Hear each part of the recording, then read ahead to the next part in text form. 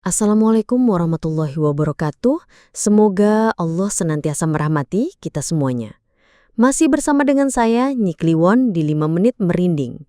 Langsung saja, ini dia ceritanya.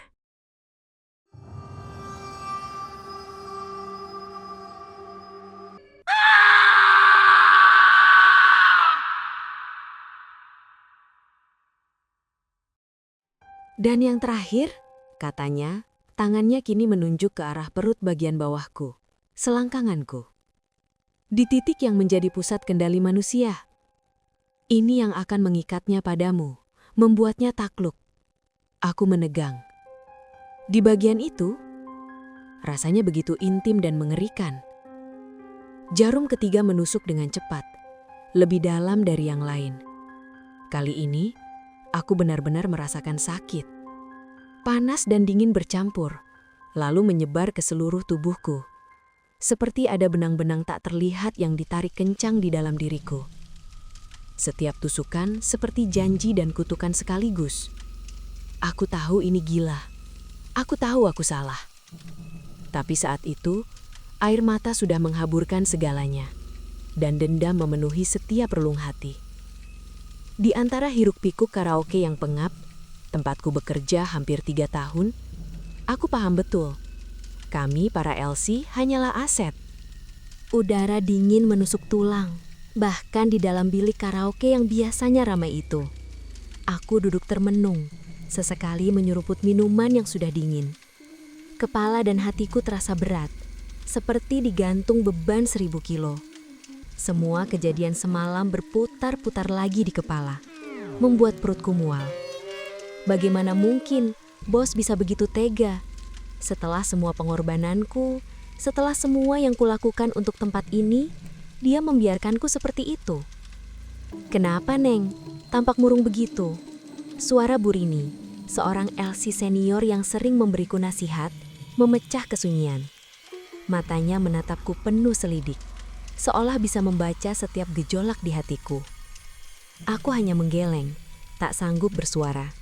Bibirku keluh dan tenggorokanku terasa tercekak. Bu Rini menarik bangku, duduk di sebelahku. Aroma melati yang biasa ia pakai menyebar, bercampur bau asap rokok yang tipis. "Kalau mau bosmu tunduk, ada jalan pintas," bisiknya. Suaranya pelan dan berdesis, seolah takut didengar dinding. Jalan pintas? Selama ini hidupku hanya tentang jalan yang lurus, meski penuh ranjau. Mendengar kata itu, secercah harapan aneh tiba-tiba muncul di benakku, seperti lilin kecil di tengah badai. "Maksudnya, Bu?" tanyaku, nyaris tidak terdengar. Bu Rini tersenyum misterius. "Sumur Jalatunda," katanya. "Di Dieng, bukan cuma sumur biasa. Itu jaring doa-doa yang tertunda. Tempat orang-orang putus asa meninggalkan harapannya dan menerima balasan. Tentu dengan harga yang lumayan." Hatiku berdesir. Dieng, Jalatunda. Nama itu terasa asing sekaligus memikat. Aku selalu menganggap diriku logis, tidak percaya tahayul. Tapi malam itu di titik terendahku, logika terasa tidak relevan. Aku hanya ingin keadilan. Aku hanya ingin membalas perlakuan bosku yang kejam. Aku hanya ingin memilikinya dalam genggamanku, seperti dia memilikiku. Singkat cerita, beberapa hari kemudian, dengan nekat, aku setuju. Bu Rini memberiku alamat mbah dukun yang bisa membantu. Lokasinya di sebuah desa terpencil, di kaki gunung, jauh dari hiruk-pikuk kota. Perjalanan ke sana terasa panjang, melewati jalanan berliku dan hutan pinus yang gelap.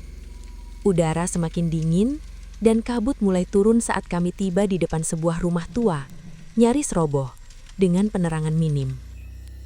Mbah Dukun itu seorang wanita tua. Keriput memenuhi wajahnya, namun matanya tajam dan jernih, seolah mampu melihat ke dalam jiwaku. Ia menyambutku tanpa banyak bicara, langsung mengerti apa yang kubutuhkan. Ritual dimulai tengah malam. Aku dibawa ke sebuah gubuk kecil di belakang rumah, yang di dalamnya hanya ada beberapa benda aneh. Sebuah kendi tanah liat, mangkuk-mangkuk berisi bunga, dan sehelai kain batik tua. Aku disuruh melepas semua pakaian. Dingin malam langsung menyeruak, menusuk kulitku. Mbah Dukun mulai memandikanku dengan air bunga yang dinginnya menusuk sampai gigiku gemeretak dan tubuhku menggigil. Aroma melati, mawar, dan kenanga memenuhi ruangan. Tapi bukan wangi yang menyegarkan, melainkan wangi busuk, seolah bunga-bunga itu sudah lama mati. Setelah itu tubuhku dibalut kain tua peninggalan sinden yang katanya mati karena dikhianati majikannya sendiri.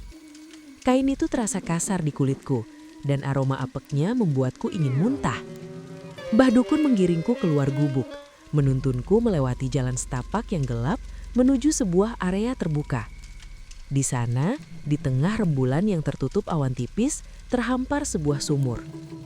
Sumur itu tampak kuno, bibirnya terbuat dari batu lumut yang menghitam. Aku menunduk ke arah sumur. Airnya hitam pekat, memantulkan cahaya bulan yang samar seperti cermin menuju kegelapan tak berujung. Aku melihat wajahku sendiri di sana, pucat dan ketakutan. Tapi kemudian, di balik pantulan wajahku, muncul sosok lain. Wajah seorang perempuan, cantik, anggun. Rambutnya panjang terurai, matanya besar dan gelap. Dia tersenyum, tapi senyum itu tidak ramah.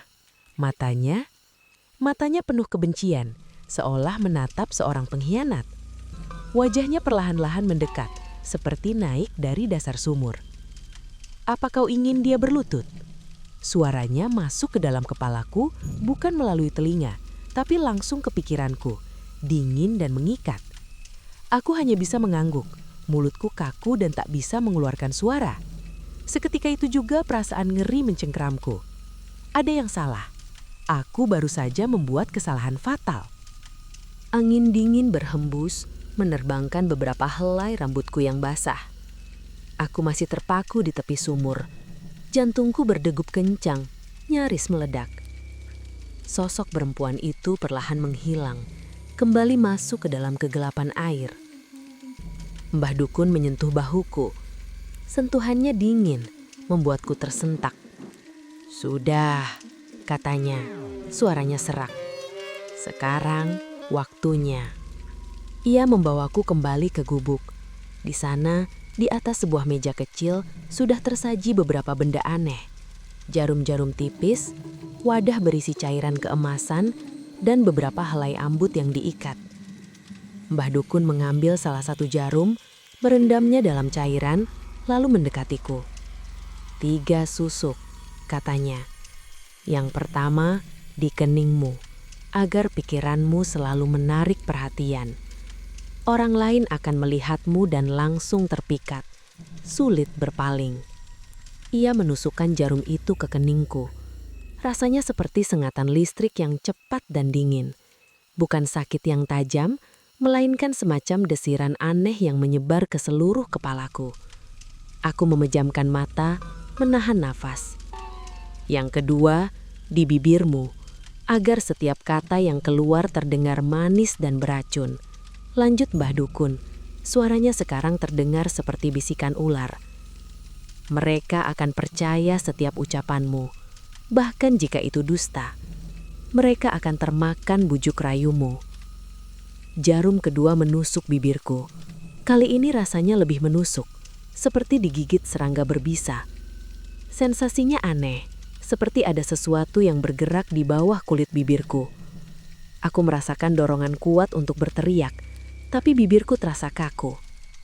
"Dan yang terakhir," katanya, tangannya kini menunjuk ke arah perut bagian bawahku, selangkanganku, di titik yang menjadi pusat kendali manusia. "Ini yang akan mengikatnya padamu, membuatnya takluk." Aku menegang. Di bagian itu, rasanya begitu intim dan mengerikan. Jarum ketiga menusuk dengan cepat, lebih dalam dari yang lain. Kali ini, aku benar-benar merasakan sakit. Panas dan dingin bercampur, lalu menyebar ke seluruh tubuhku, seperti ada benang-benang tak terlihat yang ditarik kencang di dalam diriku. Setiap tusukan seperti janji dan kutukan sekaligus. "Bosmu akan tergila-gila," kata Mbah Dukun. Suaranya kini terdengar yakin, penuh kuasa. "Tapi jangan berharap kendali tetap di tanganmu. Ingat, ini bukan cinta, ini ikatan, dan ikatan selalu punya harga." Setelah semua selesai, Mbah Dukun memberiku beberapa pantangan.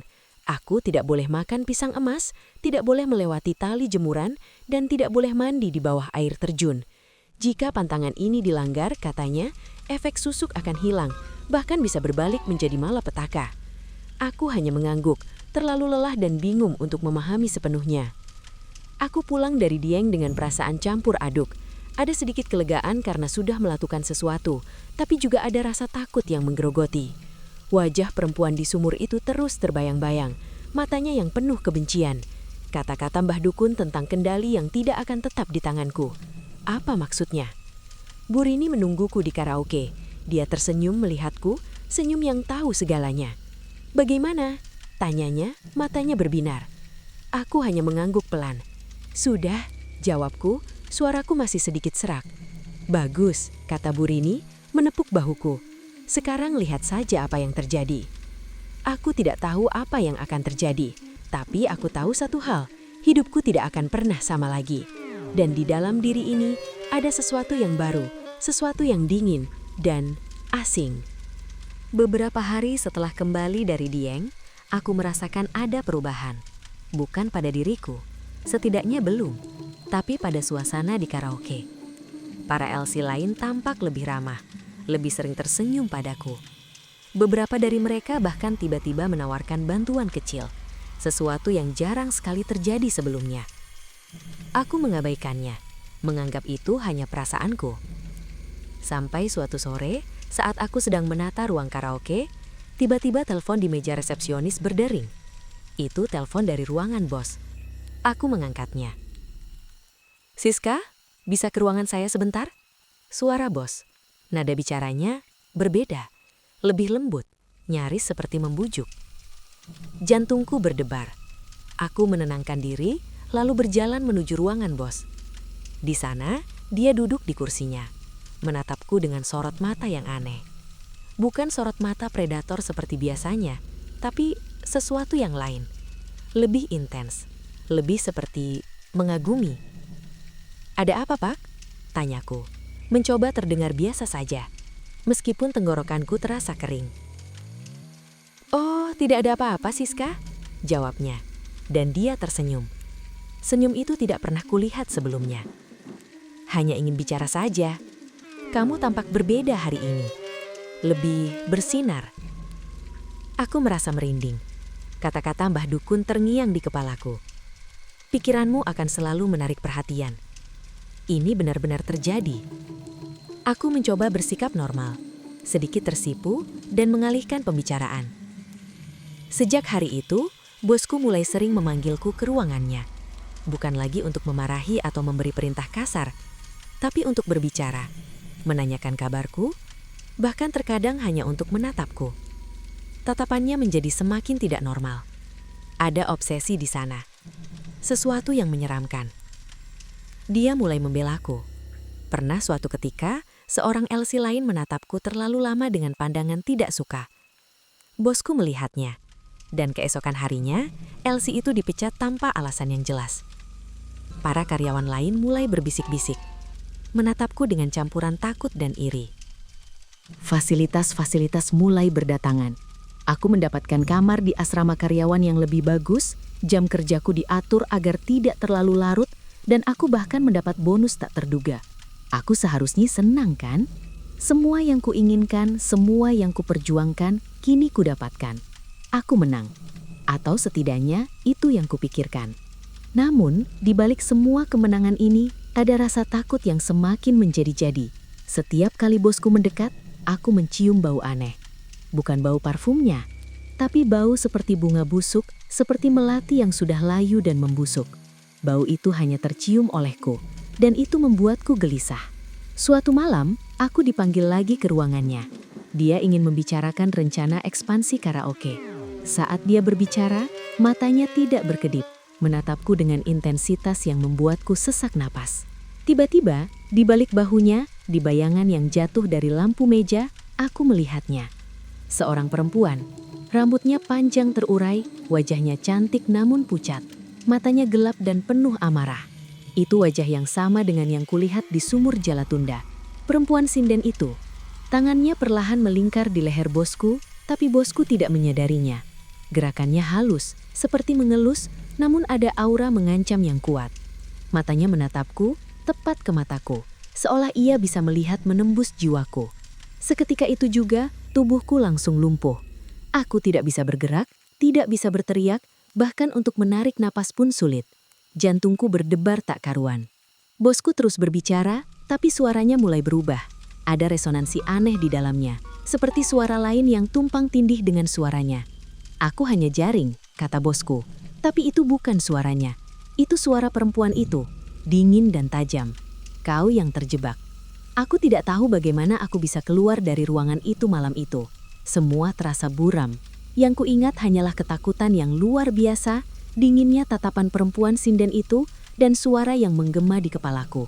Kemenangan ini terasa seperti jebakan. Sejak malam itu, hidupku berubah menjadi lebih mengerikan. Bayangan perempuan sinden itu mulai sering muncul. Kadang aku melihatnya di sudut ruangan, berdiri diam sambil menatapku dengan mata penuh kebencian. Kadang ia muncul di pantulan cermin, di belakangku, seolah menjadi bagian dari diriku sendiri. Setiap kali ia muncul, bau bunga busuk itu semakin kuat, membuatku mual dan pusing. Aku mulai sering pingsan tanpa sebab. Tiba-tiba, saat sedang melayani tamu, pandanganku gelap dan aku ambruk. Saat siuman, aku selalu menemukan diriku di klinik, dikelilingi teman-teman Elsie yang khawatir. Dokter mengatakan aku kelelahan, tapi aku tahu ini bukan kelelahan biasa. Ini adalah teror yang nyata. Setiap kali bosku mendekat, aku merasakan hawa dingin yang menusuk. Bau bunga busuk itu akan tercium sangat kuat, membuatku ingin lari menjauh. Namun, setiap kali aku mencoba menghindar, bosku akan menatapku dengan tatapan terluka, seolah aku telah melukai hatinya. Dia semakin posesif, tidak mengizinkanku dekat dengan Elsie lain, bahkan melarangku menerima tamu tertentu. Hubunganku dengan bosku semakin intens, namun juga semakin mencekam. Dia selalu ingin aku berada di dekatnya. Jika aku tidak ada, dia akan mencariku kemana-mana, menelponku berulang kali. Suaranya akan terdengar panik dan cemas, seolah aku adalah satu-satunya sumber kehidupannya. Suatu sore, aku sedang sendirian di kamar asrama. Aku menatap cermin, mencoba menyisir rambut. Tiba-tiba, di pantulan cermin, aku melihatnya lagi. Perempuan sinden itu berdiri persis di belakangku. Wajahnya sangat dekat dengan wajahku di cermin. Mata gelapnya menatapku tajam, seolah sedang menghakimi. Bibirnya bergerak, namun tanpa suara, seolah sedang mengejekku. Aku menjerit, memejamkan mata dan berbalik. Tidak ada siapa-siapa, hanya kamar kosong. Aku terduduk lemas di lantai. Nafasku tersengal-sengal. Jantungku berdegup tak karuan. Aku tahu itu bukan halusinasi. Aku tidak gila. Itu nyata. Aku mulai memimpikan hal-hal aneh. Dalam mimpiku, aku selalu berada di tepi sumur Jalatunda. Dan perempuan sinden itu muncul dari dalam air. Menarik tanganku, menyeratku ke dalam kegelapan. Aku selalu terbangun dengan napas terengah-engah, tubuh basah oleh keringat dingin. Aku mencoba mencari Burini untuk menanyakan apa yang terjadi. Tapi Burini tampak menghindariku. Setiap kali aku mendekat, dia akan berpura-pura sibuk atau buru-buru pergi. Aku merasa sendirian, terperangkap dalam jebakan yang kubuat sendiri. Ketakutanku mencapai puncaknya ketika suatu malam, bosku kembali memanggilku ke ruangannya. Aku masuk dengan perasaan tidak enak. Dia duduk di kursinya, tapi kondisinya sangat buruk. Wajahnya pucat pasi, matanya cekung, dan tubuhnya terlihat sangat kurus, seolah dia tidak makan selama berhari-hari. Dia memegang kepalanya, meringis kesakitan. "Siska, kepalaku sakit sekali," rintihnya. Suaranya lemah dan parau.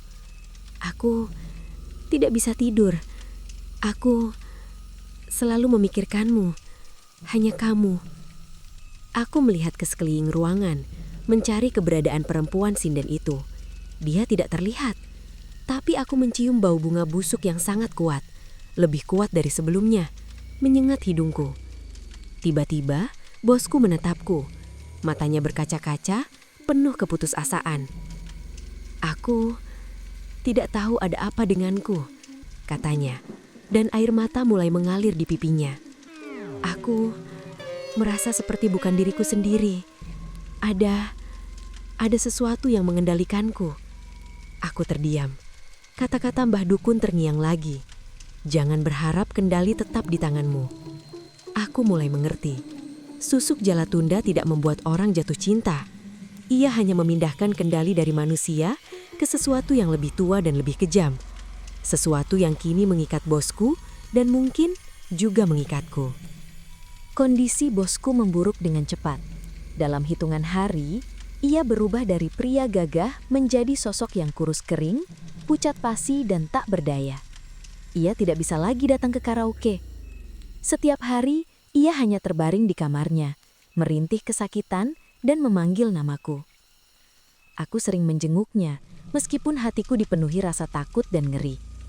Setiap kali aku masuk kamarnya, bau bunga busuk itu semakin pekat, membuat kepalaku pusing. Bosku akan menangis sambil memegang tanganku, memohon agar aku tidak pergi, mengatakan bahwa hanya aku yang bisa membuatnya tenang. Namun di matanya, aku melihat kekosongan, seperti jiwanya sudah tidak ada di sana. Para karyawan lain mulai berbisik-bisik. Beberapa LC bahkan terang-terangan mengatakan aku adalah penyebabnya. Aku mendengar mereka membicarakanku, mengatakan aku menggunakan ilmu hitam untuk menguasai bos. Mereka menatapku dengan tatapan takut dan jijik. Aku merasa semakin terisolasi, semakin terjebak. Suatu malam, saat aku sendirian di kamar bos, ia tiba-tiba batuk keras, lalu memuntahkan sesuatu. Bukan hanya darah, tapi juga beberapa kelopak bunga melati yang sudah layu dan menghitam.